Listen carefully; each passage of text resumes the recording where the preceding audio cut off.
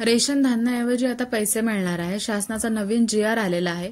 तो GR काय आहे तो आपण थोडक्यात वाचून घेऊया।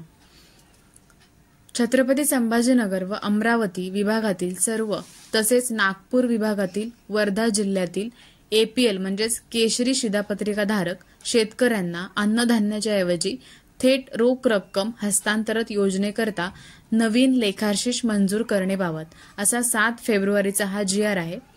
विभागाच्या दिनांक 28 फेब्रुवारी 2023च्या शासन निर्णयानुसार छत्रपती संभाजीनगर व अमरावती विभागातील सर्व तसेच नागपूर विभागातील वर्धा जिल्ह्यातील APL म्हणजेच केशरी शिधापत्रिकाधारक आहेत त्या शेतकऱ्यांना अन्नधान्याच्या ऐवजी थेट रक्कम आहे ती खात्यामध्ये दिली जाणार आहे।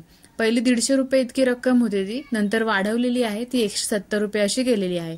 म्हणजे आता त्या शेतकऱ्यांच्या खात्यामध्ये जे 14 जिल्हे आहेत त्यांच्या शेतकऱ्यांच्या खात्यामध्ये त्यांना जे अन्नधान्य मिळतं त्याच्यापेक्षा हे जे रक्कम आहे ती दिली जाणार आहे।